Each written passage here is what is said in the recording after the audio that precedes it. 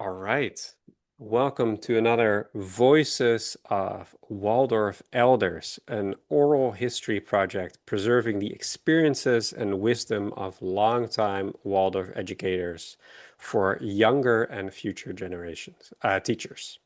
Today I have the honor to speak with Alice Stamm, who has devoted, it's unbelievable, has devoted more than 50 years to Eurythmy as a performer, a teacher, a therapeutic eurythmist, a mentor, and a teacher educator. Alice began her eurythmy training in Eckwalden, Germany, and completed it with Else Klink in Stuttgart. She later received her diploma in therapeutic eurythmy from the Goetheanum and returned to the United States in 1978. Since then, she has taught and performed across the country, worked for many years at the Rudolf Steiner College, served the Eurythmy Association of North America, and brought eurythmy into teacher education as well as independent and public Waldorf schools.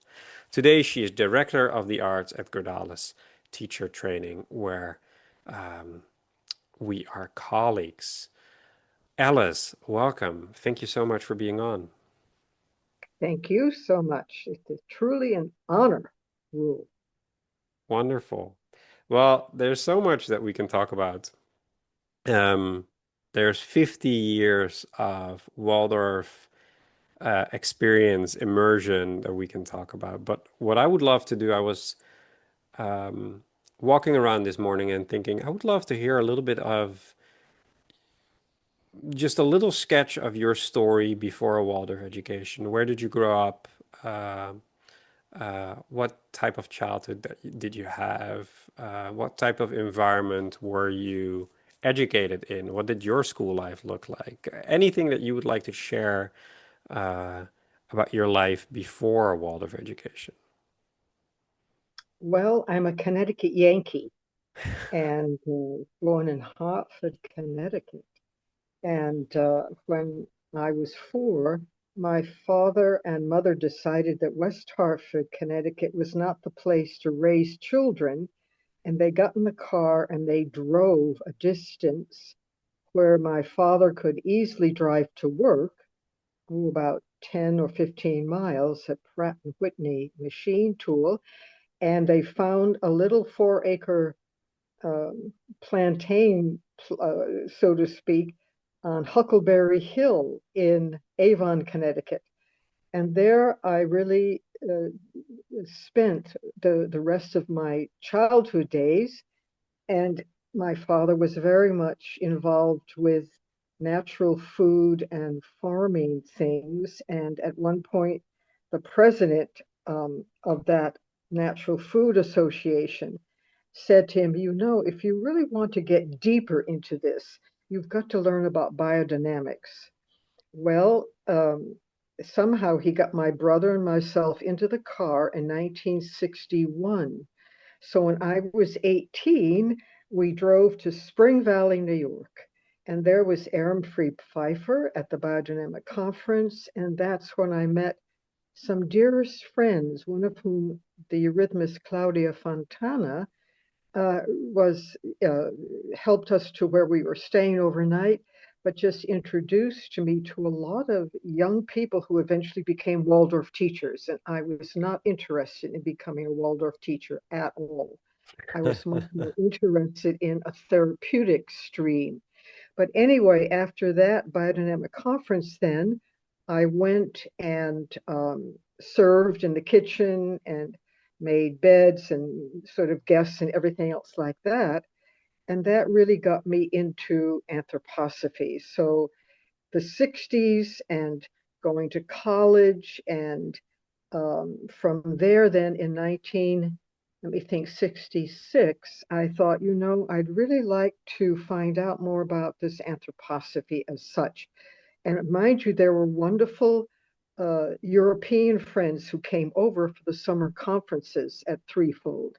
Rene Carrido, Leon Collot d'Herbois, Francine van Davelaar, and Francis Edmonds. And it was through Leon Collot d'Herbois that she suggested going to the Hauschka School for Therapeutic Massage Baths and Painting Therapy because I did a lot of painting.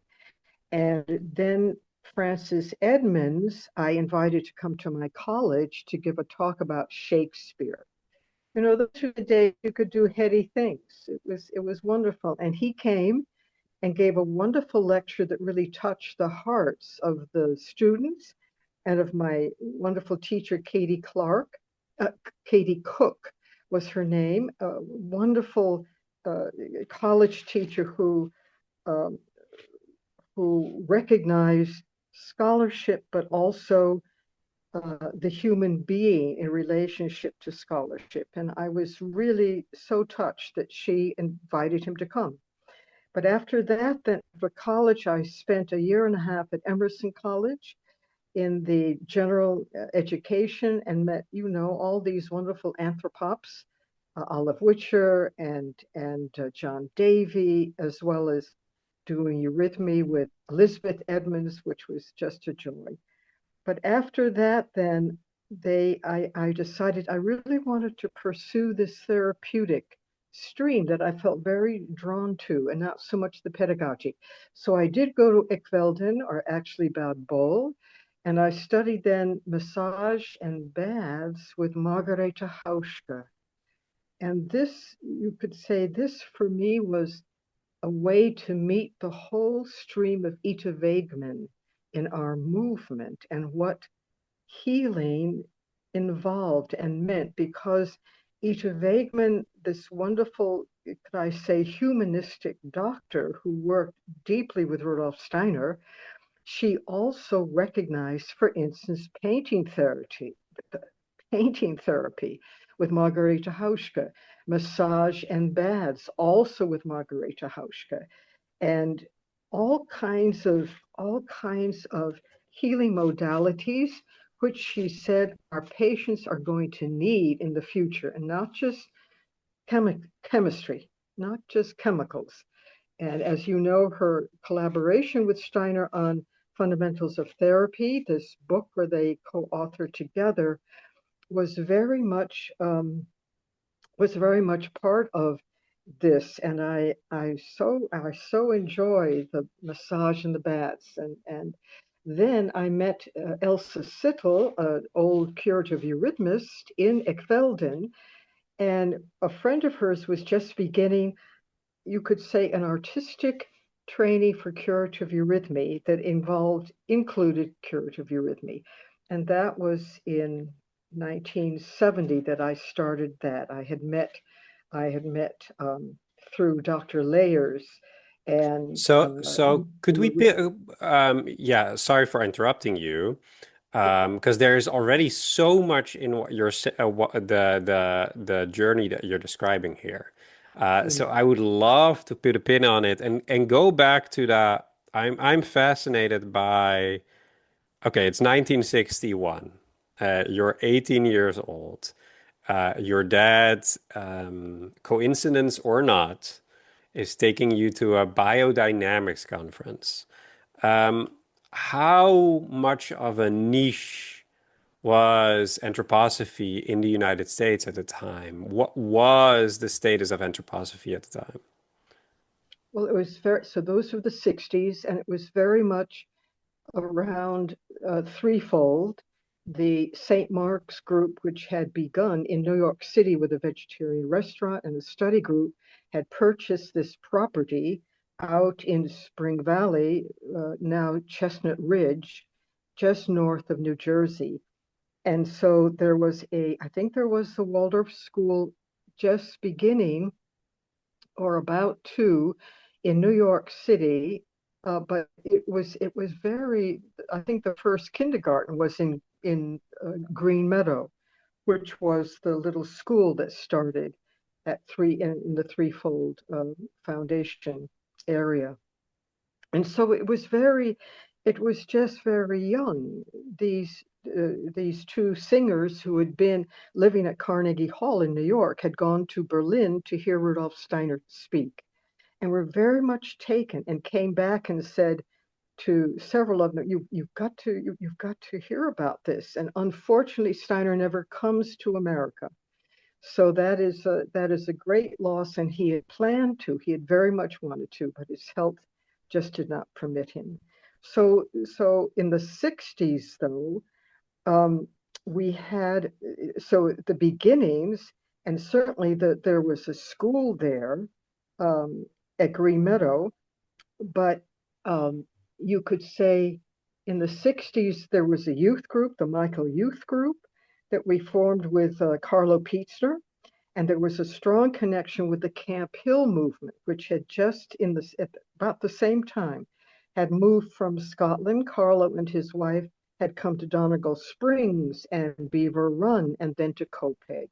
So the 60s, I think you could say, were very formative years for anthroposophy in America and very quickly took off in biodynamics, especially in the Waldorf.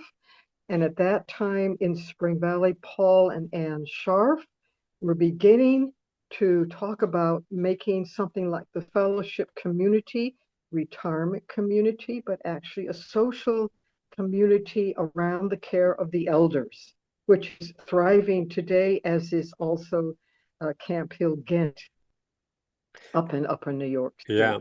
State. So Is that I hope, Hawthorne Valley? yes, exactly.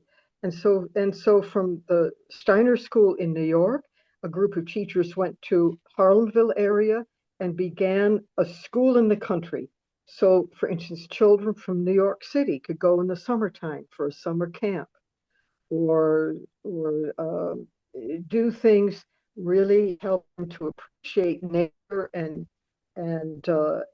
farm animals and all of this wonderful stuff. And that is a thriving community up in Upper New York State, as well as over in Massachusetts, Great Barrington, and other other anthroposophical endeavors. So the Waldorf movement is moving out in the 60s. It really is a time of young people, very idealistic, wanting a different kind of education for their children, or in the sense of Camp Hill, for children, especially artists in New York City, hearing about Camp Hill and wanting to put their young people in these new communities, so to speak. So the 60s is a wonderful growing time, as also the 70s of this work. Wonderful. What do you think, what was it in those early encounters with anthroposophy? Um, are you able to look back and pinpoint the moment that you fell in love, that you fell in love with anthroposophy, that you fell in love? I mean, there is the moment that you decide that you're more interested in the healing impulse, the therapeutic impulse. But is there already a moment before that where you feel like this is it? This is for me what I want to do right now. Well, I was a public school kid, and in those days, in the public school, high school, the main topics were boys, sports, and I was a good student, so I didn't have to sort of uh, hustle to get a good grade or something. But I call about falling in love. It was when I went to Threefold, when I went to Spring Valley, when I went to this conference and meeting those young people. That's when I felt, if you could say, fell in love with what young people are able to do: choir, drama, plays, uh, working with children, working together.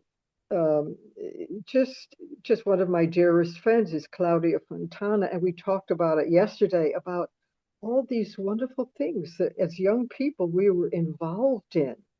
And there were some who fell in love and some who got married and decided this and that and everything else. But I very much felt that no, I want to see what this is all about. And that's what led me then to Emerson College and then to Europe as such. And then to Eurythmy. I think Yeah, that's when I fell in yeah. love. And I think it's often that younger generation or that generation, your generation, that talks about Emerson College in the 70s. I feel like that was really a hot spot. Could you describe what kind of environment that was for you? Well, actually in the middle of the end of the 60s, because Okay. it was very much out of that whole, Woodstocky kind of feeling of young people having a different kind of karma, having a different kind of trip, so to speak, in the 60s. But going then to Emerson and to Europe, um, it wasn't quite so much it wasn't a Woodstocky. It was much more young people coming together. For instance, we did youth conferences. So we had the first one, I think it was either in Holland and then went to England and then came to America in 1970. And then we went to Dornoch in 1972. So this was a group of us, very much out of the youth impulse, you could say, the youth section impulse, wanting to bring young people together to dance and have fun but to study anthroposophy and to see its practical implications with children, with healing, with the arts. And so at Threefold you met the whole, you could say, sectional work of anthroposophy, but also you met young people who wanted to have a good time. I mean, we had wonderful conferences, some by ourselves. Every other one was for ourselves, and then two were open to the public. And we just invited high school kids from all over to join us to come. So it was very much this youth impulse, I think, that I met at Emerson, along with Jonathan Stettel. He was part of our group, and he and his lovely sister Dee Dee. And he went on to make these wonderful documentaries, The Challenge of Rudolf Steiner. And it was a little bit, how do we take anthroposophy out into the world? That was very much the mood in England at that time. And with these youth conferences, when I got to Germany, then I knew things were going to get serious because then I was going to, first I had to learn this new language, and then I had to learn to live in Germany and do And all the And tours that you have to. where did you get the courage to make such a leap and say like, okay, I now had some time at Emerson College. I could go back to the United States, but you made the leap to go all in to go and study Eurythmy with Elsa Klink. Well, it was first going to Margarita Hauschka Okay. and doing a massage and baths and Oh yeah. painting. And that really was on the wings of Leon Collot de Bois. She encouraged me and kept at it. And then I wrote also to Frau Dr. Hauschka, and it just seemed, Rule, that Emerson College was not the therapeutic step that I was looking for. It was something in me that helped me overcome some difficulties. I really have a very blessed life at the people who helped me. But going to and then meeting a dear friend, Heidi Kunstner, who is now in a retirement community on the Bodensee, and then the whole Vala community. This was like an extension of the therapeutic impulse that I really got to know. And then with Elsa Siddle, this wonderful curative eurythmist, that's really when I felt eurythmy, that is going to be it now. I don't know if I would say I fell in love because it's always a chore and you have to work very hard, but that's true with falling in love, I guess, anyway. But it was really following the therapeutic impulse, and then after finishing with Elsa Sittel, longing to do artistic work. That was the amazing thing. Really, really finishing um, the therapeutic massage and baths and the curative eurythmy. I really was longing to be with a phenomenal artist. And so I was with her for 2 years and doing a lot of different things. And that's just loving every minute of it. it was so wonderful. Can you How describe she her a little bit? What kind of human that was? What she contributed to the Oh my anthroposophical goodness. movement? Elsa Klink was the daughter of a German um, plantation owner in Malaysia, in New Guinea, and her mother was a native, so a black lady who was part of a dance elite there. This whole amazing destiny.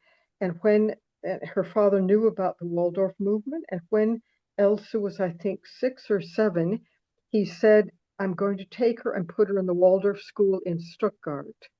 And so here is this, you could say, we would say mulatto. Here was this dark skinned, vibrant girly coming to the first Waldorf school and knowing Rudolf Steiner. And at one point, he looked at her and said, you know, little girlie, you're going to do a lot for our movement someday.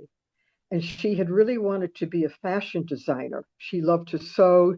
She loved the boys there. She loved to dance. She jumped up on the roof of the school and ran across just for making whatever. And it was really Frau Dr. Steiner who told her when a child at those days became 12 or 13, ended the 8th grade, and went on to a trade, vocation, or then headed for a university. And Frau Dr. Steiner told Elsa Klink to come to Dornach and to study eurythmy.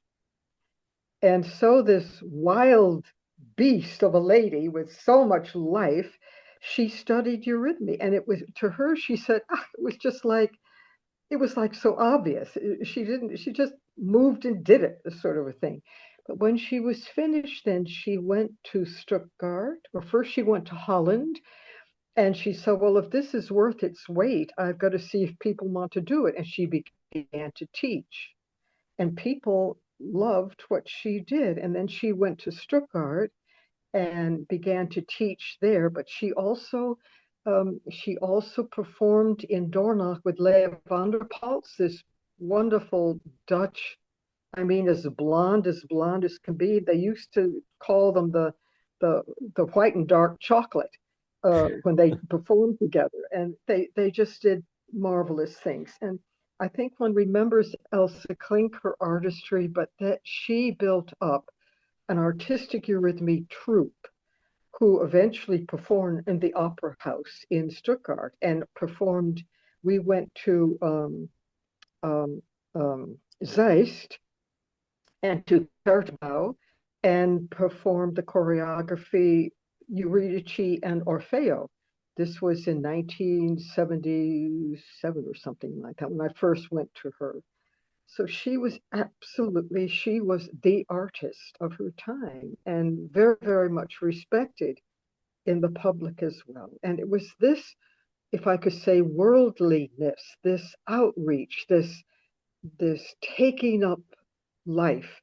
That is what attracted me so strongly to her after this somewhat, if I could say, monastic or well, a very intensive therapeutic work in Ekveld and Bad Boll, where you aren't about to go racing around. You want to have something that protects, holds, brings healing to people.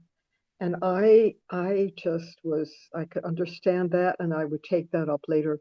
But it was artistic, this worldwide mentality. And just at that time, uh, Elsa Klink and the troupe had been invited to come to America in 1978. So I was already on my way to America. I had left the troupe, and so I went ahead of the tour all around America doing radios and TVs and workshops and just getting the message out there, so to speak. Christopher Mann was very much involved in heading this up, and a wonderful director from New York. I forget her name now. She supported this as well. So it was coming back to America on the grand scale. That's all I can say. And getting to know different places and very much wanting then at first settling in Spring Valley. The Eurythmy School was a little bit precarious at that point since Dorothea Meir has joined, when she joined and really established what she wanted to do. It has just grown into the most wonderful training and artistic group through her efforts. But at that time, I strongly felt, well, after a little bit in Spring Valley, then I went to Pennsylvania and worked with Dr. Richard Freed and very much with the Camp Hill people, with the school there, and just a private practice then, but also with our wonderful Pennsylvania Eurythmy group. We were all the same size ladies, so we all took the same size costume. And one person cut it out. I sewed it up, and the other did the handwork and things like that. It was a wonderful time. And at one point, we brought our performance to Dornoch and to a Eurythmy conference there. So that I think very much coming back to America, the artistic was very strong, but also nurturing the curative as well. This was the end of the 70s, and there you had the through the Camp Hill movement strong therapeutic impulses, but also the Waldorf schools wanting eurythmists and then curative eurythmists with the children. So it was a very expanding time, the 70s, indeed. Wow. Wow. Um, and still, I mean, there is so much in what you're saying. I am still very interested in that early time where you're training under Elsa Klink. Um, I'm curious what the days looked like. I'm curious how it was to Oh, be with someone who you were in contact with a generation that knew Rudolf Steiner and that yes, had the met gold, him, which is the for gold, my yes. generation is unbelievable. And Mhm. maybe also um, yeah, I'm asking many questions, but what did you learn about the essence of eurythmy? Um, um, um, if you could boil it down, yeah. So many questions. Maybe first give us a picture of, sketch us a picture of what it was to train there. What did your days look like? Well, depending on which group you were in, so the days started early in the morning with cleaning the school.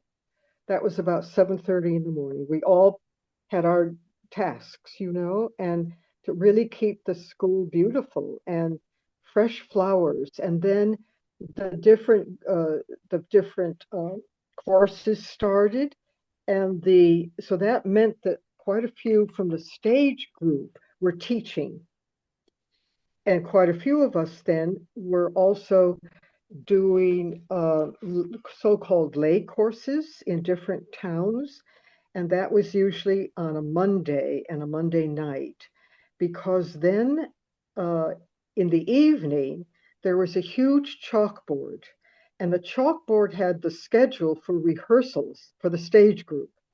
And sometimes you came in the morning and you were heading out to do teaching or whatever. I was also working a little bit of curative work with several doctors there, and also with a course uh, as well. And so you would come in 8 o'clock, 8:30 in the morning. That's the schedule. Then you would come back in the afternoon at 4 o'clock, and everything was changed. So this was that, and everything's here. You just knew that Fräulein Klink had come and said, "I don't think that's very good," and she just changed everything. And then you would come back at 7 o'clock at night. It was a little bit, be ready to improvise, be ready to be flexible, be ready to wherever you are, come, in you go, and you're going to have an intense rehearsal of a poem by Morgenstern, or a verse by Rudolf Steiner, or a whole part of a symphony, or whatever. And she had a wonderful pianist. So the stage group was absolutely focused, and so it was focus isn't quite the right, it was so concentrated. on the stage group work because they're, and we would usually go until midnight sometimes just rehearsing. It was quite amazing. But then she would be putting on this section of a particular, let's say the unfinished symphony or whatever, and she saw, oh, I need another person over there. Now I need another person doing the violas there, and I need the trumpets here. And so you were immersed in the art of eurythmy in the widest possible way. And you also he would often speak about Rudolf Steiner, but as a human being, because as a little girl, he would go and have dinner at the Wolfhügel was the family that she stayed with, and he would take her on his lap and just say, "Well, how is your day going?" So it wasn't. It was much more Marie Steiner and what she was able to impart in the art and her strictness and I remember hearing how the speech artists, when they came to work with Elsa Klink, she would correct them. She would know exactly how to tell them how to speak a particular line of Morgenstern. It's different than Goethe or Steiner or whatever. So it was really, again, it was total immersion and understanding why certain indications were given where you just went, oh my goodness sakes, this is amazing. Just uh, um, sah ein Ros, ein Knablein stehen, Röslein in der Heide. It's a lovely little poem about a rose standing and a stream of sunlight reaches it. And it really, the sunlight sort of picks it, it sort of sticks it and it's to be understood as the role of the sun really opening the blossom, really making life possible. So things that were secretly hidden in the art was revealed were revealed to us, or the understanding this is why you have to do it like this.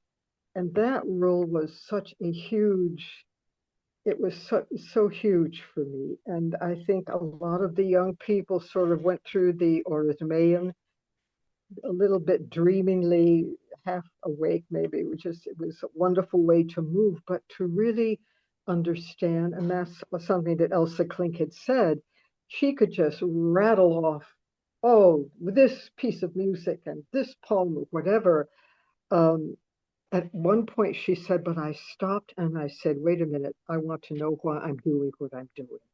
And that impressed me so very much, not just from a feeling, but really a very Goetheanistic cognitive way of looking at things. So I'm terribly so grateful for that time there with both Elsas in Ekvelden and in Stockholm. Wow. And then you came to the United States. Um, did you immediately have an idea what you wanted to do in the United States with your training? And was there enough were there enough initiatives? I think you went immediately to New York, is what you told us.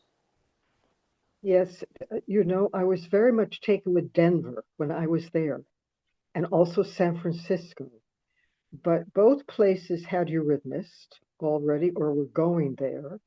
And I helped with Spring Valley. And then it was one of the doctors in Kimberton, Pennsylvania, who asked if I would come and do therapeutic eurythmy in his practice. And that's what led me to first Giel House, which was a wonderful from Joyce Riley, begun for um, not like Camp Hill, but young adults more on the spectrum, more in developmental challenges, and also then started more curative eurythmy. But then at one point, a colleague of mine, Francine Adams, wanted to take a course and asked if I would come and take her classes at the Kimberton Waldorf School. And that's maybe where I fell in love again. It was just so teaching these children, I thought, what am I missing? It was so lovely. And that's when she said, well, wouldn't you like to do the kindergarten? And so that's when I stayed on. And eventually she left. And for a year, I did from kindergarten to high school. So I would finish the Once Upon a Times and then try and reprogram myself, so to speak, on my way to teaching 12th graders. And it was a wonderful experience. And I felt then, well, yes, I love teaching, but I also see so many children with whom I would love to do the therapeutic work. So that's really been very much since a very strong red thread in my life. And then from Kimberton, I had been there for 10 years and thought, I've never seen the middle of America. So I went to Chicago and worked there for 2 or 3 years with the Renteas, Ross and Andrea Rentea. And then after that, learned a lot from them and have so much admiration for their seriousness with which they take up anthroposophy and the medical therapeutic stream as well. And then there was a call from Pasadena Waldorf School first, but then a friend of mine went there, and then Highland Hall Waldorf School in Los Angeles called and asked if I would come there. And so that was my next 12 years of doing uh, school eurythmy and therapeutic eurythmy. And I really built up the special education because I had also taken and began to teach in the Gadalis program uh, in in Shiny Mountain Waldorf School. This was back in my goodness sakes, the 90s. They still had the old high school then, and that's where I met Bonnie River. And I just so admired what she was doing, and we really shared her special education and my therapeutic. We really began to work very strongly together on on yeah what was behind Audrey McCallan's impulse, which came very much out of Eurythmy. It was amazing what she did. So that was Highland Hall, and after 12 years, I had begun to teach at Rudolph Steiner College here in Sacramento. Came up here and teaching a little bit at Rudolph Steiner College, and then the kindergarten teachers asked if I would teach their children. And so that began meeting these 7 schools where I now teach. And that's really a therapeutic artistic impulse in the education. I don't do therapeutic, but I can translate certain educational uh, uh,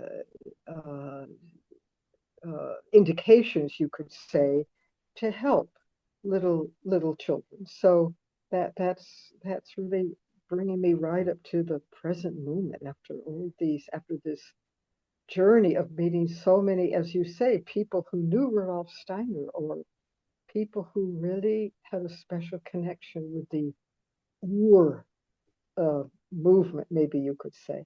Yeah. So you say that the therapeutic stream is really a thread through your life. Mhm. Very, very much Um, so. very Even much, today. even today. So what I'm curious about, so I can imagine that maybe new Waldorf teachers are watching this and they might have been exposed to eurythmy through Waldorf schools, but they might be less familiar with eurythmy as a healing art. Uh, so I would love for you to sketch what that means. How can eurythmy play a role as a healing force in children's and adults' lives? And could you maybe mention some examples of where you've seen it really work with children or adults? Things that you've seen over the years. Well, for instance, we have this ADHD or ADD phenomenon with the children. This where the will forces are not taken hold of, formed, integrated, and can take over the life of a child, for instance, or a child who is a bedwetter, something that because of stress or because of life situations. And there one can imagine that if you have a gesture, for instance, the B gesture, and now if you imagine having your arms come together and making like a little house, like a little Beth is the word for temple in Hebrew. And if you can see, if you would, instead of making, for instance, with the kindergartens, the big brown bear goes marching along, that's, and off we go, that's more artistic education. But if I take a little child and we repeat this gesture of the Buddha, this making a house, making a boundary, making something that says stop here, and we would do it sometimes eventually for 10 minutes. Little guy, 10 minutes of just one gesture. What we're doing, for instance, twice a week doing that, or in some cases every day, or in some cases maybe 3 times a week.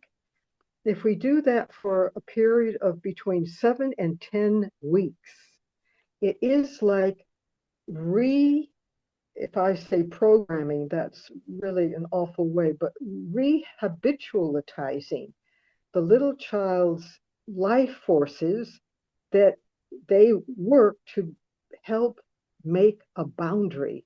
And bedwetting is lacking a boundary, just sort of literally said. And so eventually you can see why this repetition with care, and sometimes the parents get involved and learn the movement so they practice at home. And I'll always ask that little guy, that little girlie, did you practice? And they have a little sheet of paper and there's a little star that the mother puts there that they practice, so to speak. But in that way, this repeating something, not giving it up artistically or finding a fun educational pedagogical situation, but no, just really finding, can we do it 10 times? Can we do it 20 times? And the little one may say 30. How about 50? And by that time, you're up to 10 minutes. You're really you're going ahead.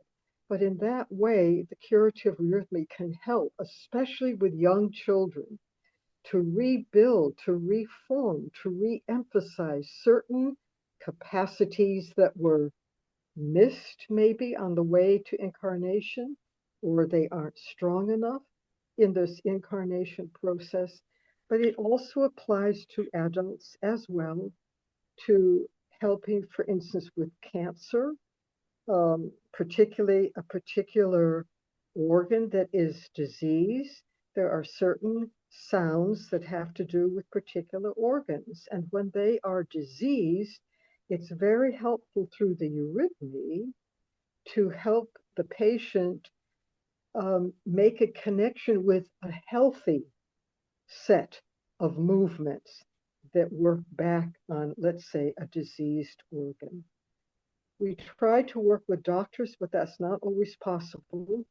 But if there's a good diagnosis and the patient is willing, we're able from our own just watching how the patient moves, especially children. I'm thinking of one little fellow who really ADHD, and we came up with just 3 different movements. And I wrote out a little piece of paper. If things get cringly in class, this is what you do. And he would leave the class and practice these until he felt a little bit tired. And then he would go back into class. So you want to, as well with children, not bring them to intellectually understand, but in their will feeling, in their movement. also have a sense for this is what I can do to help myself. It's quite it's a wonderful opportunity. I wish we had more. If anybody's out there thinking, oh, I'd like to do Eurythmy, please go to Eurythmy Spring Valley and then do the curative training with Glenda up in Copeg. It's we need you so badly for our children, really for Yeah, parents and and teachers Alice, first. why is it then that we see, or am I seeing that wrong, that eurythmy, especially in the charter movement, is uh, more and more disappearing from certain schools? Um, how, why is that Because we don't happening? have enough eurythmists. Sorry. We don't have enough eurythmists. We aren't extinct yet, but we just there are not enough eurythmists in the training. For instance, I teach in 7 schools here, and all of them have asked, could you do first grade and second grade too? And well, if I say yes to you, why do I say no to somebody? We just do not have enough eurythmists who want to work with children, and that is I that's the only reason. We just don't have enough Yeah. because And all the charter schools they love eurythmy. They would love it. yeah. One of my teachers, who actually was one of the first, or was the first episode, Jan Putkamer, um, um, um, he used to say eurythmy is the most important subject at the school. He said that every subject is important, but eurythmy is the most important subject at the school. Um, Mhm. could you tell me why? Like, what is so essential about eurythmy in a Waldorf school? For one thing, not only the wonderful fun it can bring the children, the artistry as well as the healing, eurythmy lends an atmosphere to the school that has to do with understanding the spirituality behind Waldorf education.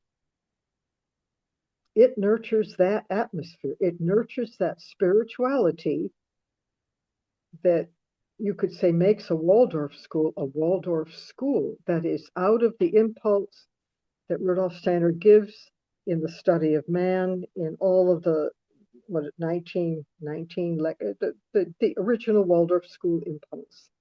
Eurythmy it lends a kind of atmosphere in the performances that you do, in the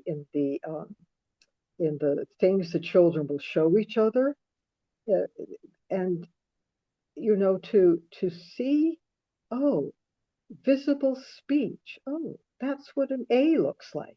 Oh, that's what a B looks. These for parents is an amazing revelation.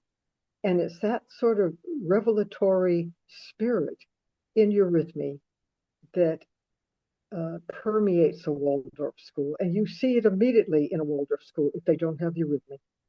I Yeah, can walk in and I can, oh, something's missing here. So it really has to do with spirituality in the sense of intuitiveness. yeah, So not cognitive as much as intuiting. This is what we have to do. yeah. Very much that I would say. Others may disagree. Well, that's my take. Is there a tension? I remember one eurythmist once telling me there's a little bit of a tension between the educational or therapeutic stream and the performative stream of eurythmy. Is that a tension you're aware of? Do you agree with that? Um, Well, you you want to keep them separate. That is, you don't want to you don't want to perform, let's say, the B like you would do it in curative eurythmy on the stage, unless it's in the humoretic. There you do all kinds of crazy things. But it's really with the art you want to give it off. You want to give it out. You want to let it really flow into the breathing of your audience. With the curative, you want everything to flow back and work on what needs to be a little bit comforted, a little bit healed, a little bit made whole again. right. So one wants to know what one's doing. Yeah. Be very clear about it. Yeah. Thank you. So I would like to go back a little bit to that historical arc that we were trying to portray. You've seen the Waldorf movement develop over the last 50 years. Um, if you can look at that entire arc, what are the big developments? Are there things that you're worried about? Are you optimistic? What have you seen change? Well, I've been very enthusiastic about high school eurythmy. For instance, what Astrid Tirsch has done in San Francisco with her troupe. And for the last, well, she's retired now, but for 24, 26 years, she took her troupe to many different Waldorf schools in the world. And so a lot of high school students got to see, oh, this is youth eurythmy. I mean, it's buoyant and it's fun and it's just it's light. Um, and that is still being done if there is a high school that has a eurythmist, if there's a Waldorf high school. And some of them are not doing so well. So that is a huge concern that our movement is not touching young people enthusiastically and wanting them to maybe think of taking up Eurythmy. Although Eurythmy Spring Valley has really formed a program, a summer program now out of some of Astrid's kids, so to speak, for summer youth Eurythmy. And that is very hopeful, very, very hopeful, that whole movement. And uh, that uh, Eurythmy Spring Valley is now going to come and perform here at the Sac Waldorf School later this year. That's very wonderful. I would just wish that somehow, not only performing in our own high schools, sort of bringing um, the coal to Newcastle, we say, but that is at one point we had them in an art center here, and that was just fabulous. But it takes an awful lot of work, and also to commit to it. But somehow, if Eurythmy, if it could go out into the world and be more present among, for instance, a dance festival in a proper, but that people in movement uh, would see, oh, look at, because one notices oftentimes in dance troupes the use of a veil now, the use of something that begins to mold or walk, uh, flow through the air. So altogether, very positive what is being done. Bless their hearts with the eurythmists teaching high school eurythmy, but also a concern that the young people don't see enough artistic eurythmy and really understand, oh, this is what we're doing. I mean, they do eurythmy, and sometimes they've never seen an artistic performance. Well, it's like you're painting, but you've never seen a Van Gogh, for instance.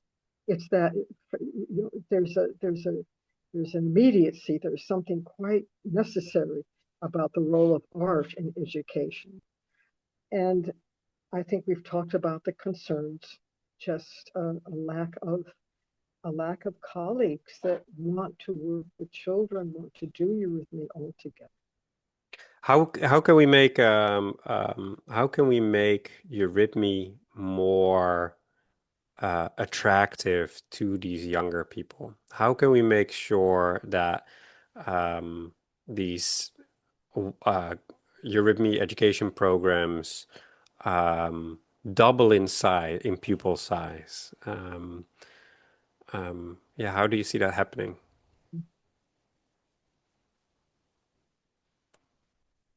Well, um,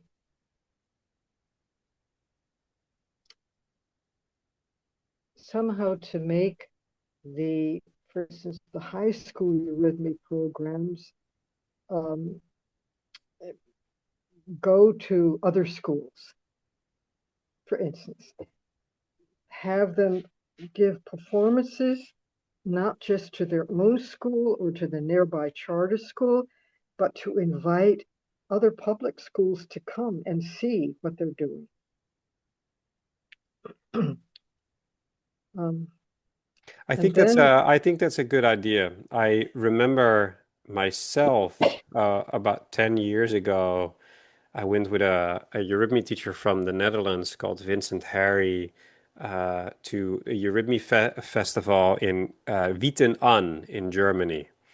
Um, mm, and we yep, took a group of 12th graders, and these 12th graders came back so excited about Eurythmy because they suddenly realized, oh, this is something that is bigger than my little that's school. right. That's right.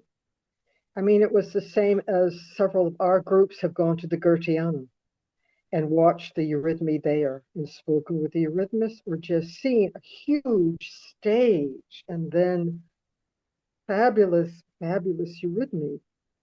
So online doesn't do it. It Yeah, just doesn't attract. It really doesn't do it. I mean, they're wonderful. You push in Eurythmy on YouTube, and my goodness sakes, things that come up yeah, from the fabulous Hebridean dance from Elsa Klink's old troupe to what her latest troupe did, with the latest troupe, to just amazing things. And sometimes you go, oh my God, and other times you go, that was pretty good. So you see a certain element, but for something that would attract young people as a vocation, I think it's absolutely what you said. If a high school Eurythmy could go to a performance and really see, oh, this is professional now. This is really wonderful, and it would be wonderful if such a group went. Let's say we have beautiful public school auditoriums. They really knew how to build public school auditoriums years ago. And if somehow a Eurythmy troupe could go and give a performance for the high school students, doesn't have to be long, but to let them see what is this like, and sort of uh, poems or musics that would really speak to young people. It might be very interesting, plus a workshop that they could come to in order to experience Eurythmy as well. So one has ideas, but oof, I wish I yeah, were yeah, 35 and 85. yeah. Yes, yeah. Well, I am always amazed by your vitality and your joy. And um, I, even before I had a first Eurythmy session with you, that was at the Alliance conference a few years ago, um, I had already heard how much your students love you. I knew your name already. Um, so Eurythmy must also do something to the adult. It's definitely keeping you fresh and Yeah, humorous yeah, and full alive. yeah, yes, yes. No, it's a gift. It is a gift that we have you with me. It's a gift to having been able to do it for so many years, and I hope I'm always hoping that some of our students at Gradalis, well, two of them have already said they want to study you with me, and I'm thrilled about that. But I hope when they get back home and start teaching those kids and or having those babies, they won't forget. Actually, at some point, we'll see. I Yeah, hope so, because they won't be disappointed. It is just thrilling, yeah. wonderful. One can just be so grateful for this. Oh, it's so lovely to see your enthusiasm. And this was such a wonderful conversation. You bring so much to this movement. I feel very grateful that you wanted to make time for for this. And I hope to learn from you still for many, many years. Um, Hold on. I definitely see that happening. We'll try Um, philosophy of freedom. Yes. is there right? Is there, Alice, is there a last thing that you say that's something that we should have talked about that we didn't talk about?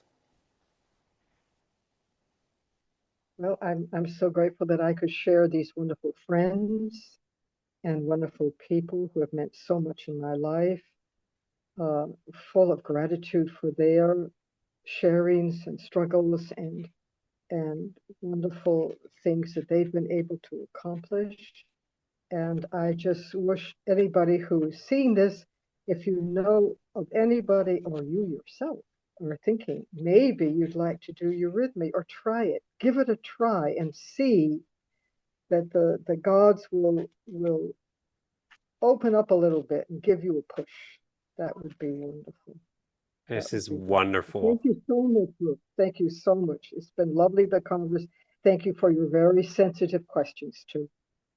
It was my pleasure. Thank you.